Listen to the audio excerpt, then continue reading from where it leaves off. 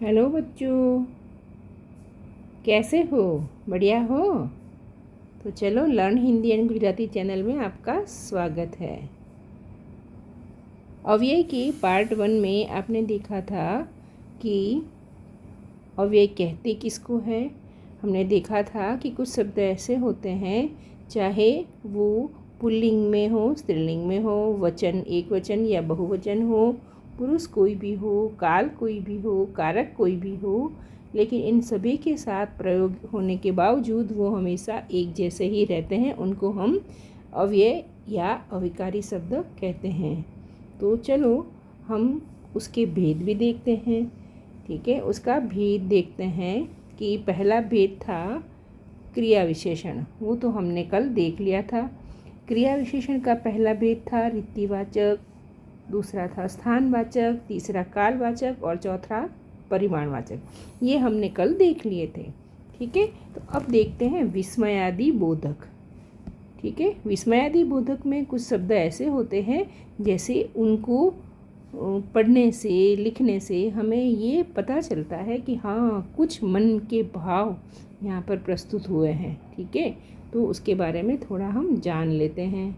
चलो, यहाँ एक वाक्य है, वाह कितना भव्य चित्र है। ठीक है, ओह बहुत बुरा हुआ, अरे यह कैसे संभव है। तो यहाँ आपने देखा ये वाह, ओह, अरे, ये अविकारी अव्यय है। ठीक है, अविकारी शब्द भी कह सकते हैं, अव्यय भी कह सकते हैं। और कहे कि कैसा प्रकार का है, कौन सा है, तो हम कहेंगे विस्मयादि बोधक। यानी ये क्या बताता है कि ये जो शब्द है, ऐसे शब्द है, वो क्या कहते हैं, हर्ष, शोक, विस्मय, लज्जा, घृणा, प्रशंसा, भय, तिरस्कार आदि, ये आदि मनोभाव व्यक्त होते हैं। ठीक है, तो जिन शब्दों से ये है ना, ये तो जिन शब्दों से हमें ऐसे मनोभाव व्यक्त होते हैं उनको हम विस्मयादि बोधक कहते हैं।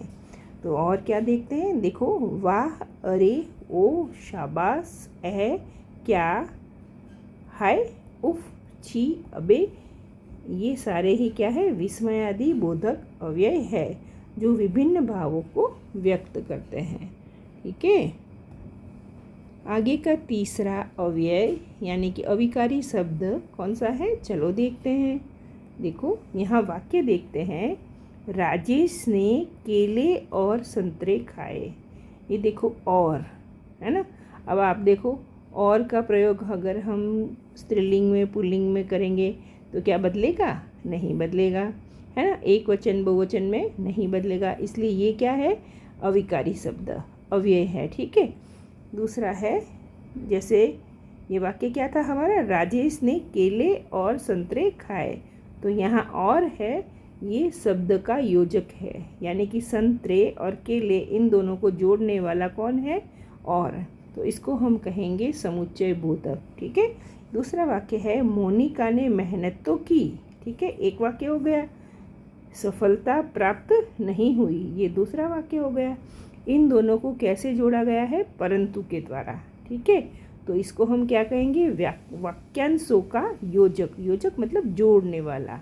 ठीक है, चलो दूसरा देखते हैं, वर्षा रुक गई। ठीक है, मोर नाच उठे। तो यहाँ क्या है, ये और, बीच में और आया ना, वर्षा रुक गई और मोर नाच उठे। तो यहाँ पर ये और, ये परंतु, ये है ना, इन वाक्यांशों को जोड़ते हैं। ठीक है, इसलिए इनको क्या कहेंगे हम, समुच्चय बोधक अव्यय। ठीक है, तो देखो परिभाषा देखते हैं। समुच्चय बोधक अव्यय दो शब्दों, वाक्य या वाक्यांशों को मिलाने का कार्य करते हैं, इसी कारण इन्हें योजक शब्द भी कहा जाता है। तो समझ गए ना, पहला हमने क्या देखा था कि क्रिया विशेषण होते हैं, वो अविकारी शब्द होते हैं। दूसरा हमने देखा विस्मयादि बोधक होते हैं, वो हमारे अव्यय होते हैं, यानी कि अविकारी शब्द होते हैं। और तीसरा है समुच्चय बोधक, जो कि वाक्यांशों को जोड़ने का काम करते हैं। तो देखो, हमें इस तरह से पढ़ना है कि जो भी पढ़े ना, वो सब याद हो जाए, और मुझे लगता है आपको याद भी हो रहा है ना। समझ में तो आ ही रहा है, साथ में याद भी हो रहा है ना। चलो आगे चौथा भी प्रकार देखेंगे, थोड़ा इसके बारे में और समझ लेते हैं। देखो इसमें क्या कहते हैं कि जो हमारा ये अभी देखा था, जो जोड़ने वाले योजक चिन्ह है ना, उसके बारे में कहते हैं कि उपयुक्त वाक्यों में स्पष्ट है। ये देखा ना कि और, परंतु आदि योजक अव्यय अन्य शब्दों, वाक्यांशों और वाक्यों को परस्पर जोड़ रहे हैं, अतः इनको क्या कहेंगे? समुच्चय बोधक अव्यय कहेंगे। तो देखो और, परंतु ये दो ही थोड़ी होते हैं अव्यय, है ना। योजक चिन्ह ये जो योजक है ये और भी होते हैं। कौन कौन से? देखो एवं से भी तो वाक्य जोड़े जा सकते हैं। व, तथा, कि, जो, मानो, या, अथवा, न कि, चाहे, या ये, या वो, है ना। चाहे ये चाहे वो, तो ये हुआ ना, ये नहीं और न ही ये, है ना। ऐसे होता है। पर, परंतु, किंतु, मगर, अर्थात, यदि, तो, क्योंकि, इसलिए, फलस्वरूप, नहीं तो, ये सारे ही क्या है? ये योजक चिन्ह है। ठीक है, इन सबको हम सम्मिलित कर सकते हैं। ठीक है, तो इस प्रकार देखा, ये सारे ही समुच्चय बोधक अव्यय कहलाएंगे। ठीक है, और परंतु तो थे ही, इसके अलावा क्या क्या है? इसके अलावा है ये सारे ही, ये जो अभी हमने देखे, ये सारे ही क्या है? योजक शब्द है ना। ये वाक्यों को जोड़ते हैं। ठीक है, आगे चौथा प्रकार देखते हैं, संबंध बोधक अव्यय। अब देखो संबंध बोधक अव्यय है ना, ये कारक चिन्हों को कहते हैं। कारक होते हैं ना, कर्ता ने, करण, कर्म को, करण से, है ना। ये सारे जो कारक होते हैं ना, विभक्तियों के कारक, उन्हीं को हम संबंध बोधक अव्यय कहते हैं। चलो वाक्य में देखते हैं। जैसे ये जो वाक्य है, तुम्हारी किताब मेरे पास है। देखो ये पास है ना, ये अव्यय है, अविकारी शब्द है। ठीक है, और कैसा अविकारी? संबंध बोधक। ये किताब का और मेरे पास होने का ये एक चिन्ह है, यानी कारक चिन्ह है। ठीक है, ये मेरे घर के सामने बड़ा पेड़ है। तो यहाँ पेड़ और घर, इन दोनों के बीच क्या आया है? सामने, ये कारक चिन्ह है। ठीक है, मेरी माताजी का खुशी के मारे मन भर आया। तो यहाँ मन भरना और माताजी की खुशी, ठीक है, इन दोनों को यहाँ बीच में मारे कारक चिन्ह से जोड़ा गया है। ठीक है, तो यहाँ हम क्या देख रहे हैं कि संबंध बोधक अव्यय होते हैं, उसमें कारक चिन्ह होते हैं। ठीक है, इसलिए हम परिभाषा को देखते हैं कि संबंध बोधक अव्यय उन्हें कहते हैं जो संज्ञा सर्वनाम के साथ क्रिया के संबंध को प्रकट करते हैं। देखा, ये संज्ञा है ना, ये, और उनका संबंध किसका? ये क्रिया है, ये भी है, क्रिया है। ठीक है, मन भर आया, ये भी क्रिया है। तो इनका है ना संबंध जोड़ता है। उन शब्दों को हम कहते हैं कारक चिन्ह। और ये किसका भेद है? संबंध बोधक अव्यय का। ठीक, अब देखो कारक चिन्ह और भी होते हैं। जैसे कारक चिन्ह ने, को, से, के द्वारा, के लिए, में, पर, ये सब भी है ना, लिंग, वचन आदि के अनुसार परिवर्तित नहीं होते हैं। इसलिए ये शब्द संबंध बोधक अव्यय में सम्मिलित किए जाते हैं। कौन से याद रखना। देखो जो भी पढ़ो ना वो सब याद रखना है अपने को। कौन से कारक? ने, को, से, के द्वारा, के लिए, में, पर। ठीक है, ये भी कारक चिन्ह है। इनको भी हम क्या कहेंगे? अव्यय या अविकारी शब्द। ठीक है, चलो इसके अलावा देखो, के समान, से भिन्न, है ना, पूर्व में, ये सारे भी संबंध बोधक अव्यय के कुछ प्रकार हैं। ठीक है, चलो हमें ध्यान रखना है, ये सब पता हमें सब है, लेकिन हमें ये नहीं पता होता है कि इनको हम अव्यय कहते हैं। ठीक है, बस अब याद रखना, जहाँ पर भी इस प्रकार के शब्द है उनको हम कहेंगे अव्यय है। ठीक है, चलो आगे भी देखते हैं क्या है कि भाई ये जो इसके अतिरिक्त संबंध बोधक अव्यय, ठीक है, संबंध बोधक अव्यय, ये अव्यय का प्रयोग के, से, में, परसर्ग को ना कारक भी कहते हैं, लगाकर भी किया जाता है। ठीक है, क्या समझे कि संबंध बोधक अव्यय कौन से, के, से, में, ठीक है, ये कारक लगाकर भी प्रयोग होता है। ठीक है, जैसे एक वाक्य लेते हैं कि आज मैं घूमने के बदले आराम करना पसंद करूँगा, तो यहाँ ये के आया ना कारक। ठीक है, राधा के बिना मोनिका बाजार नहीं जाएगी, तो यहाँ पर भी के आया ना, तो ये भी क्या है, संबंध बोधक अव्यय है। ठीक, आगे का प्रकार हमारा था सकारात्मक, कौन सा था, सकारात्मक व नकारात्मक अव्यय। देखो, जैसे हम कुछ वाक्य बोलते हैं जिसमें हमारी स्वीकृति होती है, तो हम क्या बोलते हैं, हाँ, जी अवश्य, है ना। और अगर कुछ वाक्यों में ये कोई बात में हमारी स्वीकृति नहीं होती है, हम सहमत नहीं होते हैं, तो हम क्या कहते हैं, मत, ये मत करना, ना ना ना ये नहीं होगा, ना नहीं। तो ये जो हाँ, जी हाँ और ये ना, नहीं, ये शब्द है ना, इनको भी हम अव्यय कहते हैं। ठीक है, तो चलो परिभाषा के रूप में देखो, समझते हैं कि सहमति या स्वीकृति का बोध कराने वाले सकारात्मक अव्यय एवं असहमति, अस्वीकृति का बोध कराने वाले नकारात्मक अव्यय कहलाते हैं। ठीक है, अब हमारा अंतिम प्रकार है अव्यय का निपात। क्या है, निपात। चलो ये निपात क्या होते हैं देखते हैं।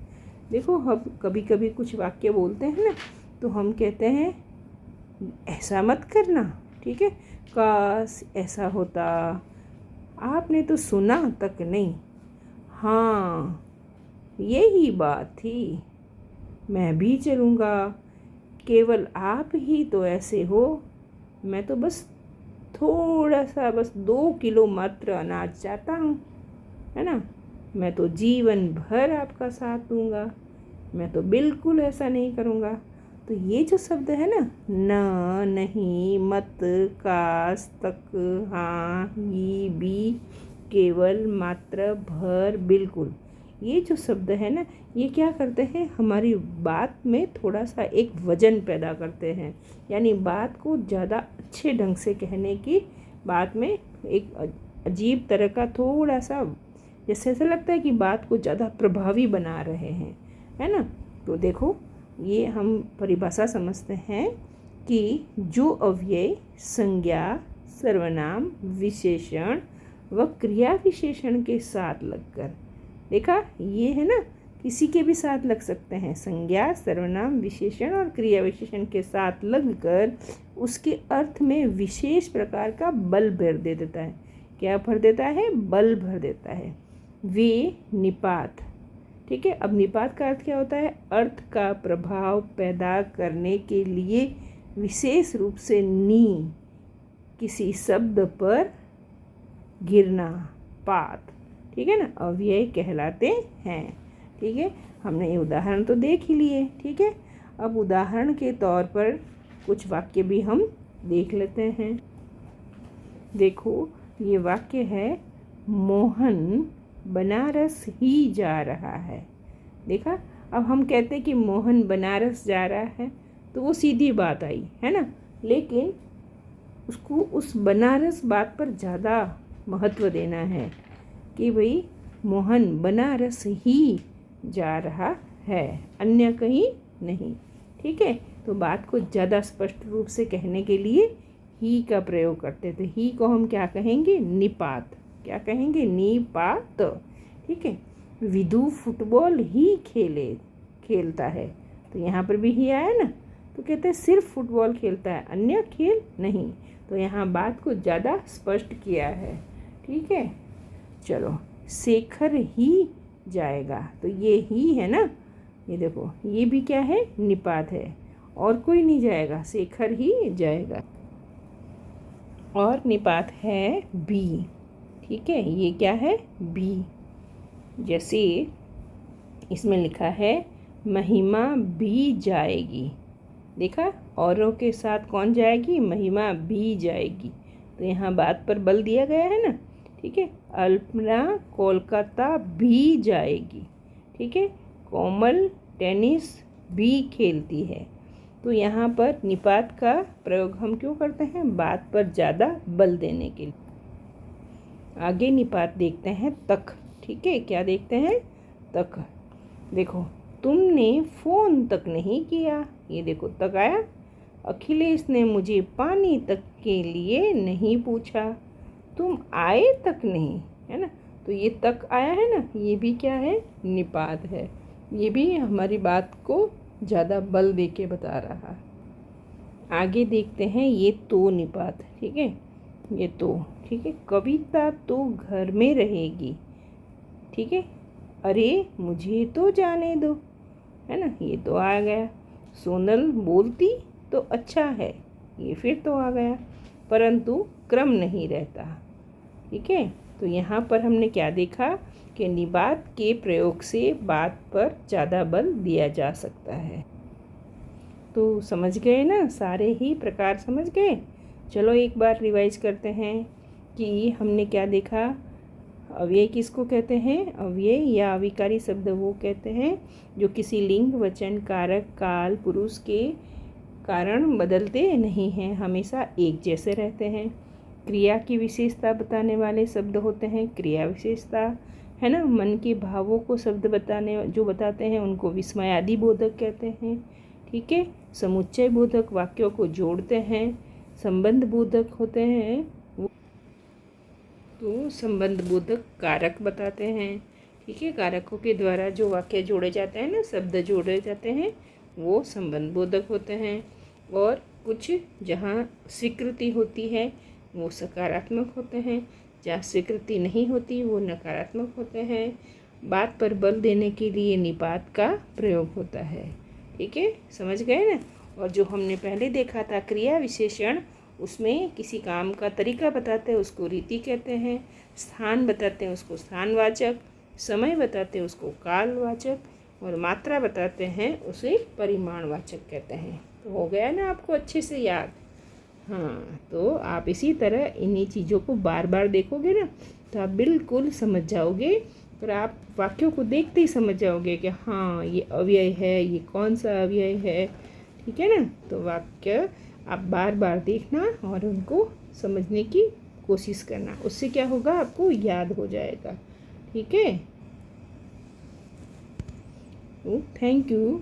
और वीडियो पसंद आए आपको तो लाइक, शेयर और सब्सक्राइब करना है। ठीक है, तो अब आपको ये सारे अव्यय और अविकारी शब्द तो बहुत अच्छे से समझ में आ गए हैं। वीडियो पसंद तो आया ही है, इसलिए आपको लाइक करना है, शेयर करना है और सब्सक्राइब करना है। और देखो कौन सा आपको और टॉपिक समझना है मुझे कमेंट करके बता देना। मुझे बड़ी खुशी होगी कि चलो आपने मुझसे बात की, है ना। और देखो टेलीग्राम पर, इंस्टाग्राम पर भी लर्न हिंदी एंड गुजराती की आईडी है, आप उस पर भी फॉलो कर सकते हैं। ठीक है, थैंक यू।